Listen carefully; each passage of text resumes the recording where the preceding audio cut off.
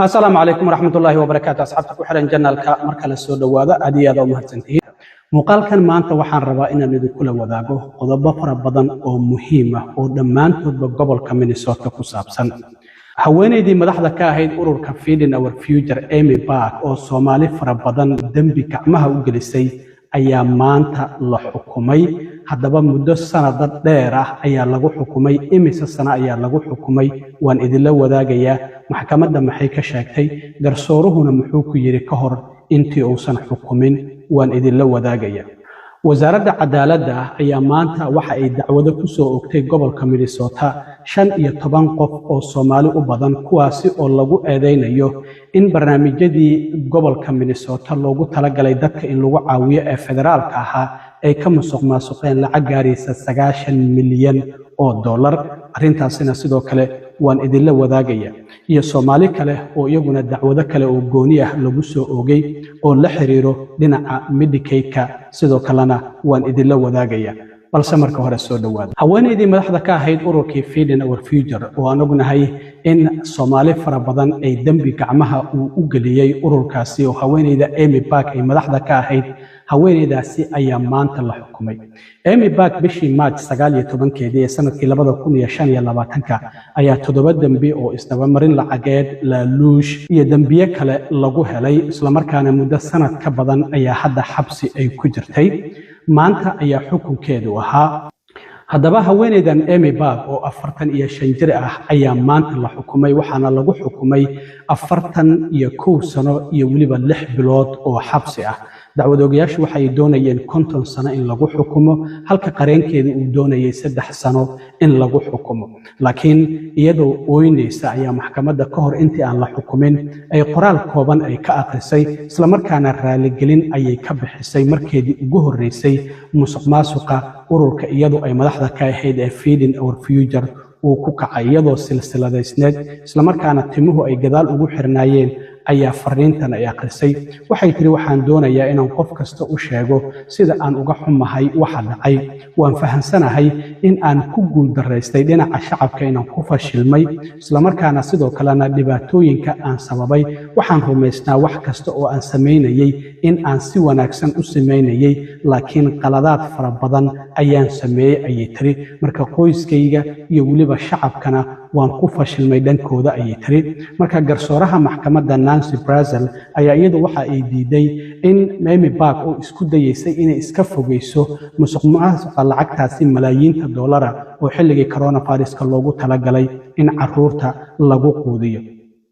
waxaana dacwadoogayaashu ay sheegeen in Amy Park weligeed aysan qaadan mas'uuliyadda musuqmaasuqii ugu ballaarnaa ee taariikhda gobolka Minnesota ka dhaca amaba ugu weynaa kadib markii sidoo kale Amy Park ay raaligelintaasi bixisay ee garsooraha maxkamadda Nancy Brazel waxa ay sheegtay sidoo kale ay ku xukuntay 41 sano iyo 6 bilood waxaana sidoo kale ay u dhowdahay dacwadoogayaashu 50 sano oo ay dalbanayeen laakiin waxay ka fog tahay 3 sano oo qareenkeedu uu dalbanayay haddaba garsooruhu waxa ay ku tiri Nancy Brazel markii ay xukumaysay arintan aad ayay u fog tahay musuqmaasuqan oo waxa uu ahaa mid meerta ah isla markaana ururkaadu waxa uu ahaa halka uu ka bilowday musuqmaasuqan marka waxa ay sheegtay waxaad ku kacday mid kamid ah musuqmaasuqii ugu ballaarnaa kaasi oo saameyn fog ku yeelanaya taariikhda gobolka Minnesota waxaan weli ku arkaa in aad dhinac ka taagan tahay oo aadan ka shalaynaynin waxyaabihii aad sababtay welina eedda waxaad dusha ka sii saaraysaa dad kale sidaas darteed Amy Park garsooruhu markaasi waa ay xukuntay walow hadda sanad ka badan ee xabsi ku jirtay 41 sano iyo 6 bilood ayaa hadda lagu xukumay Amy Park dhinaca kale maanta gobolka Minnesota waxaa dacwado lagu soo oogay 15 qof oo lagu eedeynayo inay musuqmaasuqeen 7 barnaamij oo federaal ah kuwaasi oo dowladda federaalka ee gobolka Minnesota ay siinaysay lacag 90 milyan oo dollar ah ayayna musuqmaasuqeen dacwadahan markii lagu dhawaaqayo waxaa shir jaraa'id qabtay oo goobjoog ka ahaa wasiirka caafimaadka ee dowladda federaalka ee Mareykanka Robert F Kennedy ninka madaxda ka ah xarumaha Medicare iyo waliba Medicaid oo barnaamijyadan la musuqmaasuqay intooda badan ay u badnaayeen Dr. Mehmet Oz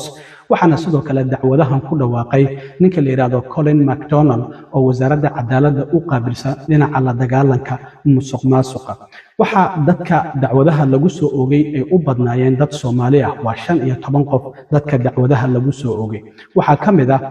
2 qof oo iyagu iska lahaa xarumaha autismka oo la kala yiraahdo Smart Therapy oo ku taala magaalada Minneapolis iyo waliba Star Autism oo iyadana ku taala magaalada St. Cloud. labadan qof oo eedeysanayaasha magacyadooda waxaa la kala yiraahdaa Shamso Axmed Xasan oo iyadu sidoo kale share ku lahayd labadaasi company, iyo sidoo kalena Xanaan Mursal Yuusuf oo iyaduna shaqaale ka ahayd xarunta la yiraahdo Smart Therapy. waxaana dacwadaha lagu soo oogay labadan eedeysana sidoo kale jira dad kale oo iyaguna ku lug leh oo aan la magacaabin isla markaana musuqmaasuqan kula jiray. waxaana lagu eedeynayaa in lacaga sharci darro ah oo u dhaxaysa 300 ilaa iyo $1,500 ay qoysaska ka qaadanayeen si carruurtooda ay uga diiwaangeliyaan xarumahan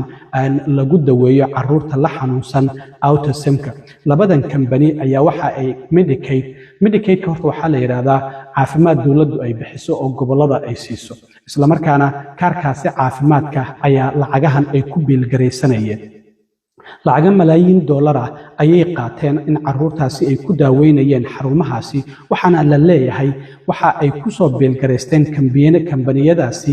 dad aanba caafimaadka waxba ka aqoonin amaba aan joogin goobta ayay soo qorteen, amaba sidoo kale waxaa jirta dad iyagu tababar la siiyey kuwaasi oo aan meesha joogin marka carruurtaasi la daweynayay. wasaaradda cadaaladdu marka waxa ay ku qiyaastay in labadaasi company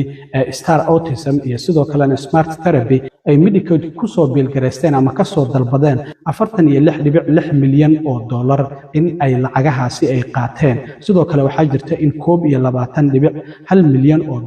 dadkaasi ay guryo hanti ay ku iibsadeen amaba waddanka Kenya ay u direen. lacagaha autismka loogu talagalay markii la bilaabay sanadkii 2020 38 milyan ayay ahaayeen, laakiin sanadkii 2025 442 milyan ayay gaareen. marka haweeneyda madaxda ka ahayd oo iska lahayd in Smart Therapy Caasha Xasan waxa ay dambigeeda qiratay bishii December ee sanadkii 2025, halka Cabdinajiib Yuusuf oo isaguna iska lahaa Star Autism oo dambigiisa qirtay bishii March ee sanadkan. haddaba Colin McDonald oo wasaaradda cadaaladda u qaabilsan dhinaca la dagaalanka musuqmaasuqa ayaa maanta waxa uu ku dhawaaqay dacwadahan lagu soo oogay 15 qof oo lagu eedeynayo 7 barnaamij oo dowladda federaalka ah ay maalgelinaysay gobolka Minnesota loogu talagalay in ay maamulaan in lacag $90 milyan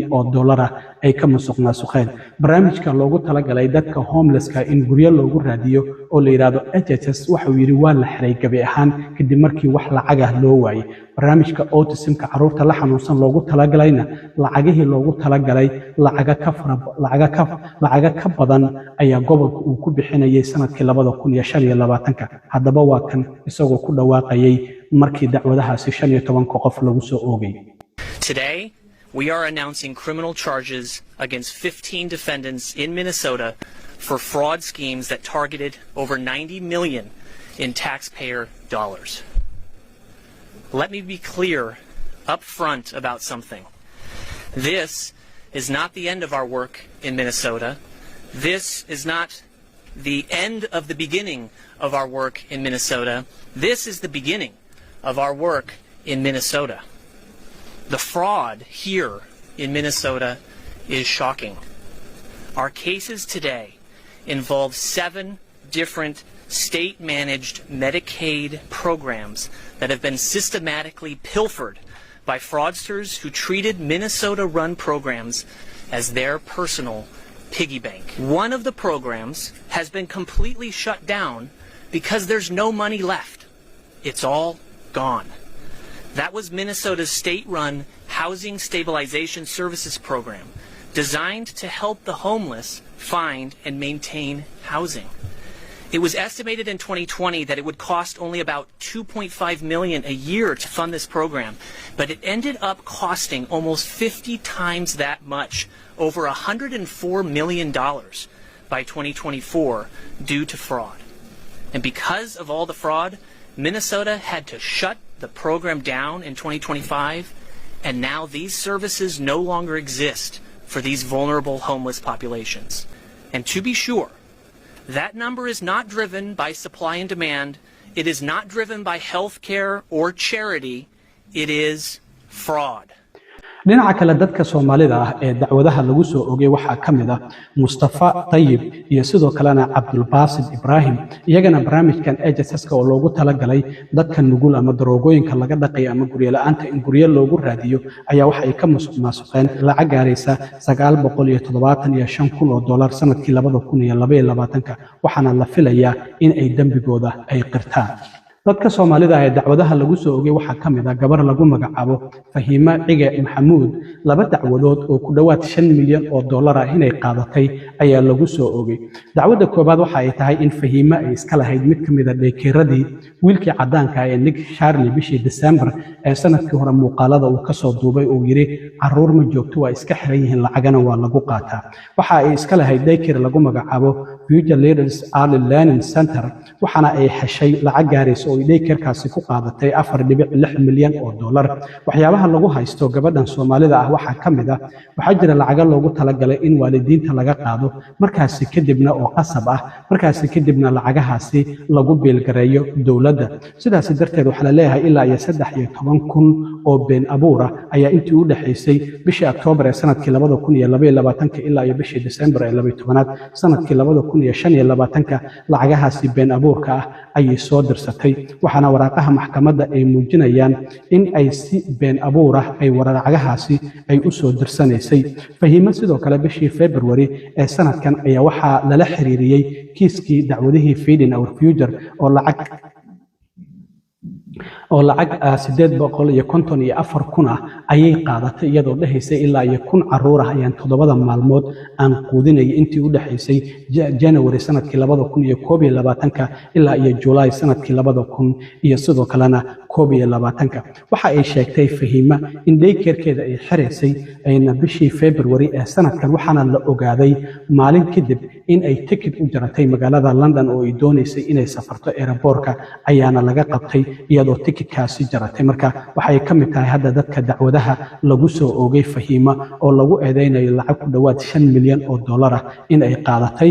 laakiin waxa kale oo jirta in saaka la isku dayay mid ka mid ah dadka Soomaalida ee dacwadaha lagu soo oogay in la soo qabto isla markaana uu baxsaday ninkan waxa la yiraahdaa Maxamed Cumar waxaana shirka jaraa'id lagu soo bandhigay muuqaal muujinaya sida aad aragtaan ninkan oo baxsanaya muuqaalkan waxa uu ka muuqanayaa waxa la leeyahay waliba waxa uu ka soo degay balcony oo guri 4 dabaqa ayuu iska soo tuuray isagoo hintinaya oo labadiisa kabood mid ka mid ah gacanta ku wata ayaa la arkaya waxa ninkan la yiraahdaa Maxamuud Cumar ayaa la yiraahdaa isaga iyo nin kale oo la yiraahdo Ibrahim Bashiir Cabdi ayaa waxa ay wada maamulayeen laba xarumood oo lagu magacaabo North Home Health Care iyo South Home Health Care oo ku yaala Minneapolis waxaana lagu eedeynayaa $3.2 milyan inay qaateen Maxamuud Cumar isaga waxa lagu eedeynayaa ilaa $480,000 marka xilli saaka la isku dayay in la soo qabto oo la soo xiro ayuu baxsaday marka saraakiishu waxa ay dalbanayaan in qof allaale qofka yaqaan ama arka in FBI-da uu la soo xiriiro amaba booliska uu la xiriiro waatan markii shirka jaraa'id lagu soo bandhigay muuqaalka isla markaana lagu dalbanayay qof kasta oo arka ama yaqaana in uu la soo xiriiro FBI-da nambarka waliba waa la idin sheegaya waad arkaysaan amaba booliska ugu dhow in uu la soo xiriiro marka ninkaasina waa baxsad saaka xilli la isku dayay in la soo qabto ayuu balcony-ga iska soo tuuray lugta waliba dhaawac ayaa ka gaaro waa uu hintinaya labadiisa kaboodna mid ka mid ayuu gacanta ku wataa waliba funaanad cad iyo buumo oo kaliya ayuu wataa ama short oo dharkiisii xitaa waa uu ka cararay ninkaasi bal muuqaalkana ila daawada I need your help on the screen you will see a subject depicted on the screen here of an individual who was a target of the investigation this morning. That individual is currently on the run after having jumped out of a fourth story balcony. I want you to get a good look at him right now. You'll see him running here. He is currently on the run. We need your help. If you recognize this individual, if you know this individual, if you can provide any information related to this individual, I would encourage you to call 1-800-CALL-FBI, CALL-FBI, or go to the internet at www.tips.fbi.gov or call your local law enforcement. هذه هذا وما سنتين أصحاب تنتهي المركلة كل مدون نبت قليل